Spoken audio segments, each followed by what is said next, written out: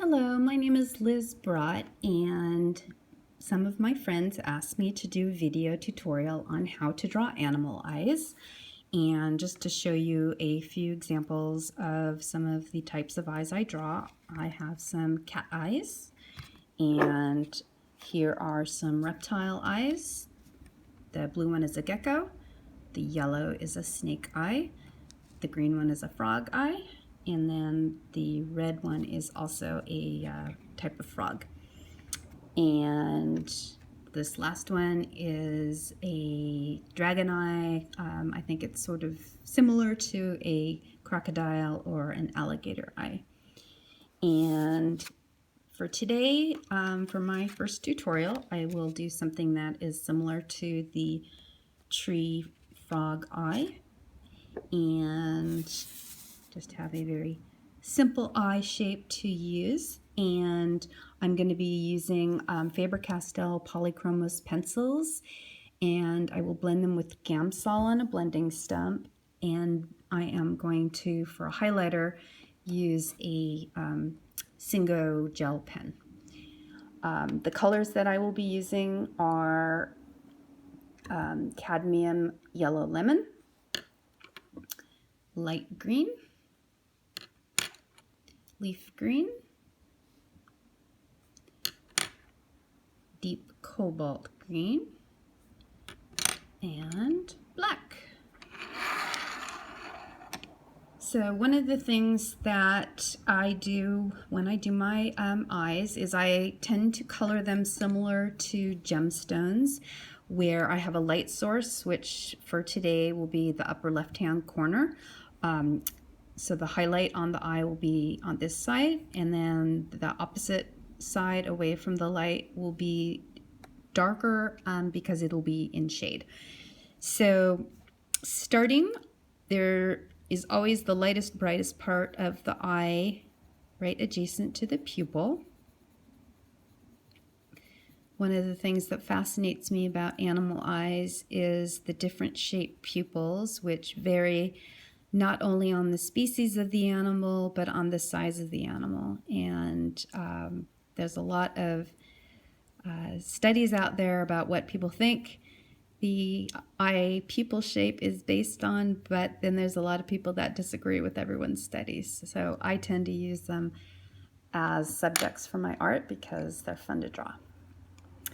So that was starting with the cadmium yellow lemon right closest to the pupil, and I'm then going to step out and do the light green, blending a little bit over the yellow as I do that.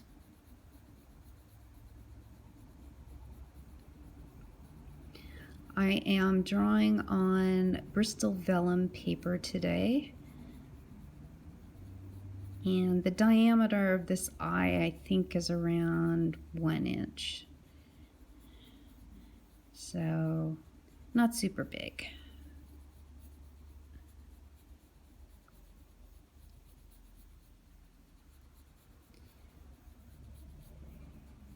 And if you don't have Polychromos pencils, you can do this type of art very easily with Prismacolors. I tend to use the Polychromos because I can blend them very easily, and I can do lots and lots of layers.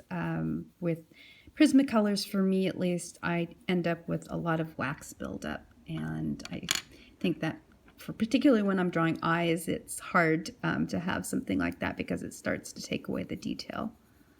And I'm now moving on to the leaf green. And I'm coloring using a very, very, very light touch. And I also like to keep my pencils really sharp. I think if you don't have a sharp point to lay down the color, you need to press harder. And that starts to burnish the paper and take away the tooth of the paper. And when you do that, you won't be able to build up as many layers on your paper. I also draw in little circles, and that avoids ending up with dark lines on your paper from the pencil as you're laying it down.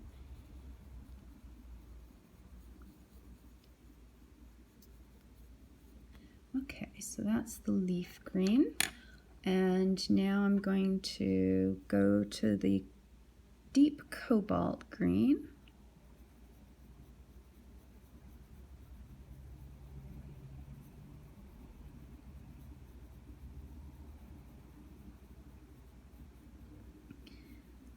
And right now I'm just putting down a base layer that I will blend with the Gamsol and then go back over it with a very sharp pencil to add the veins. And I may add some other colors of green just to add a little bit more interest, as opposed to just going from the brightest to the darkest, depending on how it looks after I blend.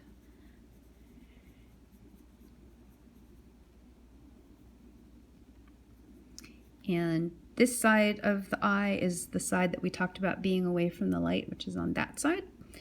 And so it's going to be darker in a crescent moon shape down on that side.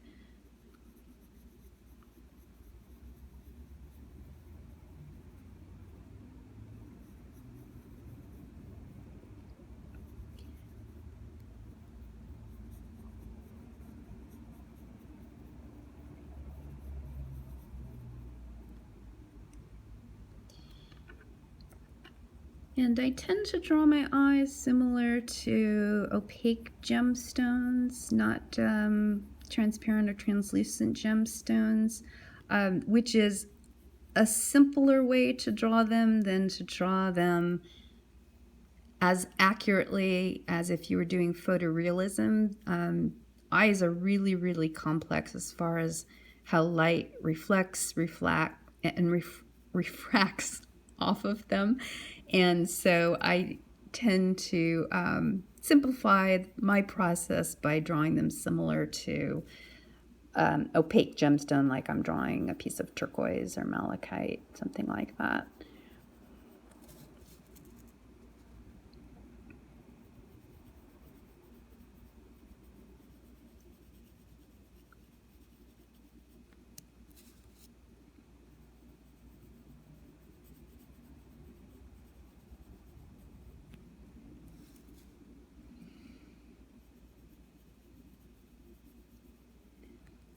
And sometimes as a reminder for where the light is going to be coming from. Since it's not a cat eye orientation would be like this, and it's a frog eye orientation being like this. We talked about the light coming from, I believe, this side. So I find it helpful to actually add, and I'm just going to be very obvious right now, an asterisk on the piece of paper just so that I remember where I'm doing it. And that will help me later when I'm adding additional layers and darkening it. So that is enough pigment on the paper for blending the base coat. And I use a blending stump and Gamsol, which is in a little container with a sponge at the bottom of it. There's many different solvents that you can use when you are blending colored pencil. Gamsol is only one of them. I know people who use rubbing alcohol, baby oil, coconut oil, Vaseline directly on the tip of the pencil. And sometimes you can just use a regular colored pencil, but in a very, very pale shade to go over it. The downside of that is that you start burnishing the paper and the pencil together, and you will be limited in the number of layers that you can add on top of that after you're burnishing with a colored pencil. So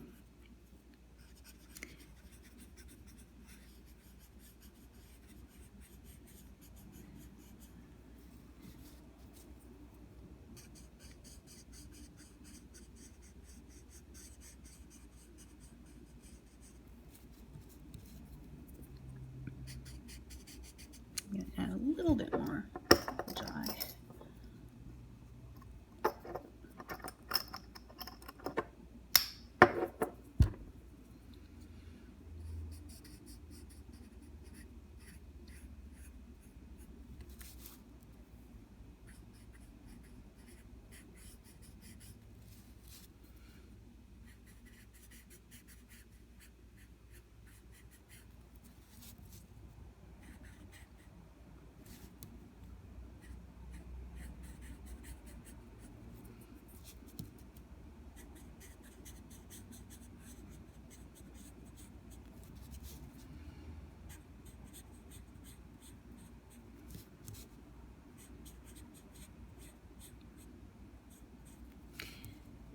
And when you're using Gamsol on a stump, it does move the pigment around, which is why I start from the middle and go inwards. But you can also use your stump like a paintbrush if you want and move some of your pigment around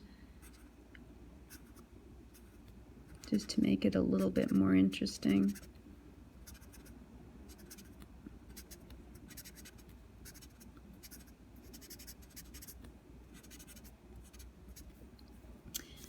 So that's the base coat, and what I usually do first after I go down with the Gamsol is I go around the perimeter because I want that to be super, super dark.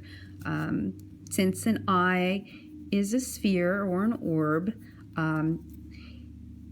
in order for it to look most three-dimensional and give it that optical illusion of being a three-dimensional object, you want it to be as dark near the perimeter as possible. The other benefit of the black is it adds contrast, and when you're doing a piece of art, contrast is really your friend in terms of making something more realistic.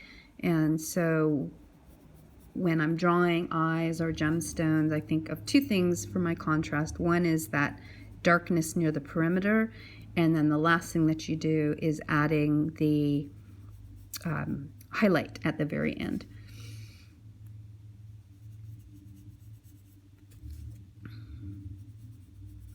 And because there's still a little bit of Gamsol on the paper, it does evaporate very quickly. When you start to add your layers on top of it, it will be very smooth and the pencil should glide, so you need very, very little pressure on the paper to add the pigment. So at this point, before adding veins, this is when I try to make it a little bit more interesting by adding a couple patches just randomly of color.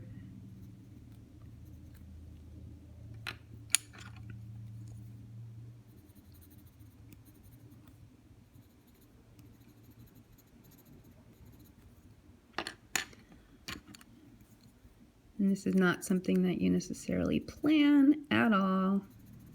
It's just spontaneous, and you want to make sure that it's interesting. And then I just use the same blending stump that I did before, and I just kind of wiggle around, and very, very random, and I think that gives it a little bit more interest and may make it look a little bit more realistic. Okay, so we are rotated around. That is the orientation for our eye. And again, since this is the source of light, that's where we're going to be putting our white highlight. And this is the side that's going to be in shade. So I'm going to go back and darken this side since it's away from the light, and bring the darkness a little more towards the center.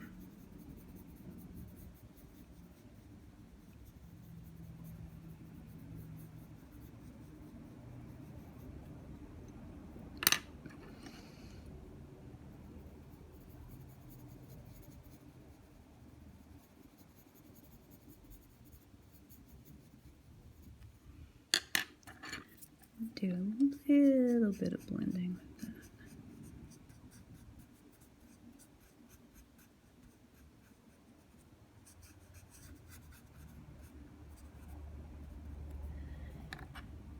And then since the highlight goes up here, I usually try to make it pretty dark, close to where I'm going to be adding the white, so that the white really wants to pop out.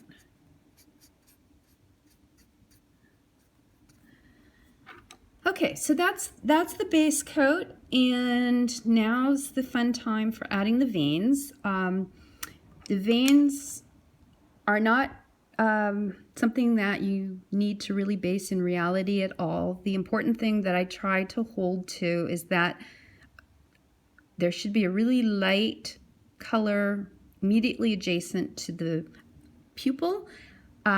However, you don't need to hold to that 100% because sometimes a vein may actually start at the pupil and go to the edge. So it's really artistic license as far as where you want to start your veins, but in general, I keep a perimeter, and I'm just ghosting it in right now next to the pupil. And you want to make sure that you have a really, really sharp pencil for this. And you can choose whether in this you want to use black for veining, one of the dark greens, or you can even go with a completely different color like purple, red. But I'm just going to go with the colors that I have on my table right now. And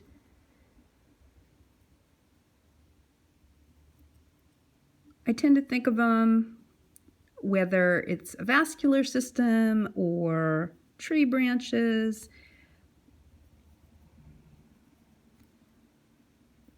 No right, no wrong way. Just making sure that they're coming off of that one perimeter boundary that we drew.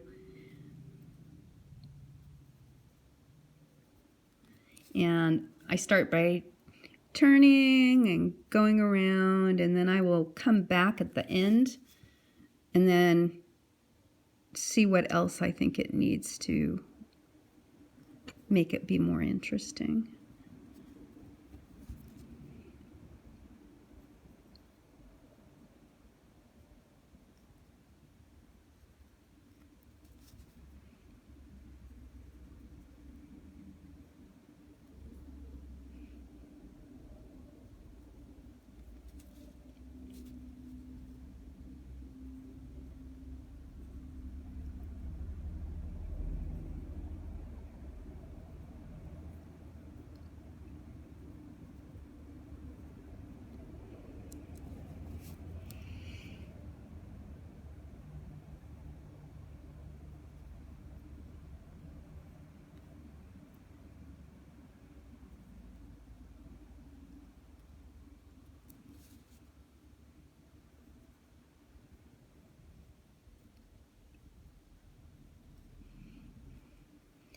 And I'm going to sharpen my pencil.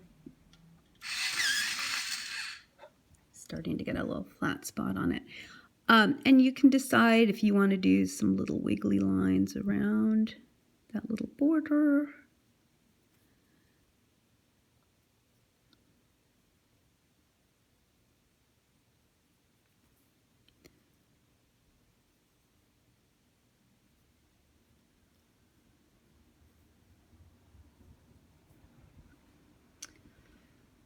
And reorient.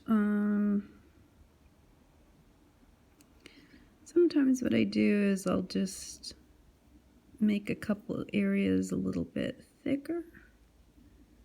And that little added dimension makes it look a little more interesting. Not everything needs to be the same.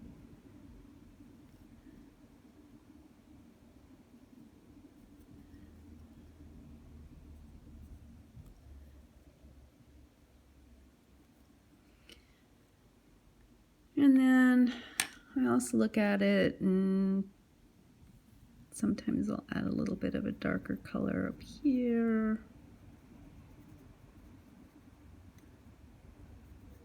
It gives the illusion of a shadow around some of them.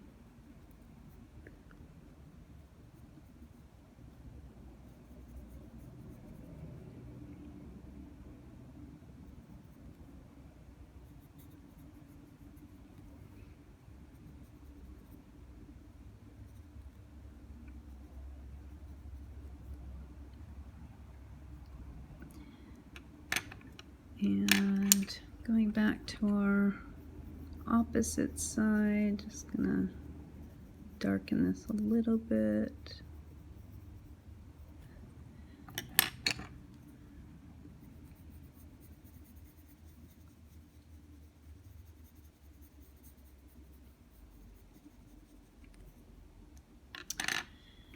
And that's pretty much it for the base eye. So the last step is adding a highlight, and like I mentioned before, that's the brown that I use. You can use jelly rolls if you like.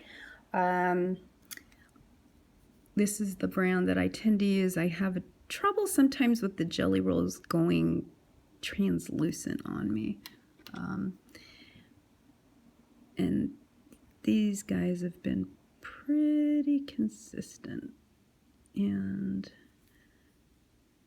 so the highlight should follow the shape of your critter's eye. And you may have some reflected light in another part. And I let the gel pen dry a little bit, and then I go back and chip away at it with the colored pencil. And if you imagine that we have the rest of the animal around the outside of the eye, I'm just going to quickly do a little bit of color, actually not color, lack of color, black, to show how it might look if it was sitting in something larger.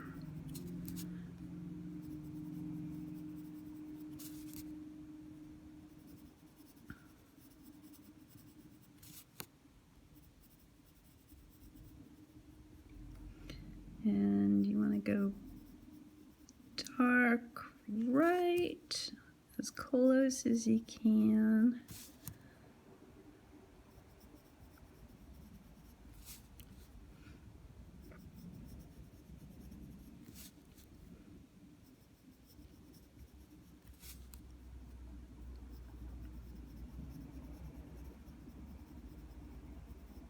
And all I'm doing here is I'm making it look like it's sitting in something, or like an animal. And for our purposes right now, I'm just going to add a little bit of green, like the animal has green skin.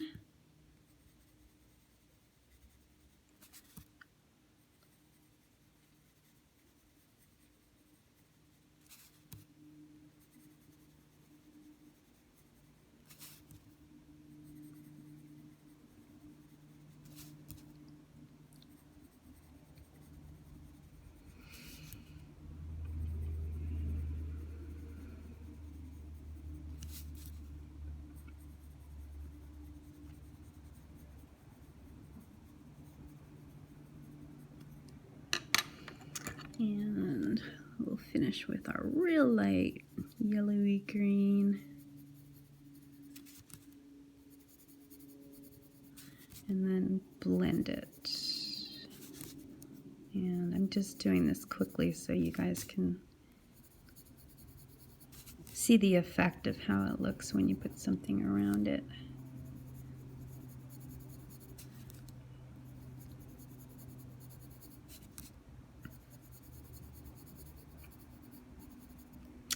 And so I'm going to take the Gamsol again.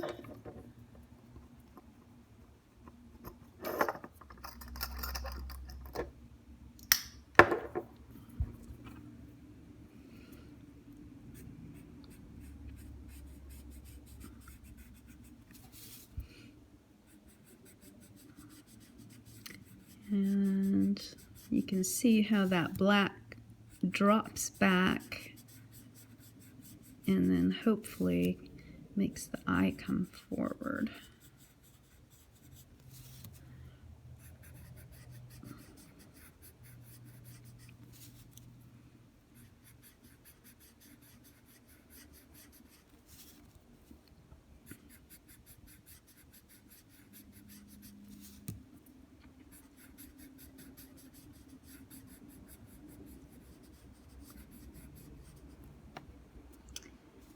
And the gel pen should be dry now, so I'm just going to go check it out and sharpen it. And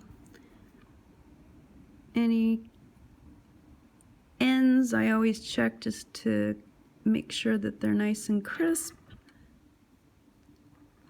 I'll use a colored pencil that's similar to what the highlight is adjacent to. And if I take away too much of the highlight, I can come back and add a little bit more. Clean this guy too.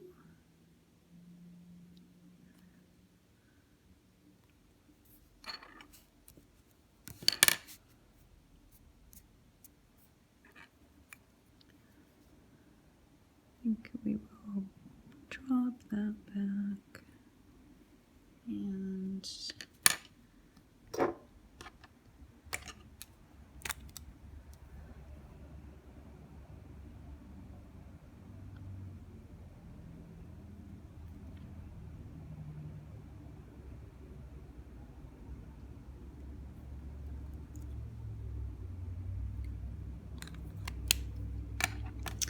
So that is it, a frog eye.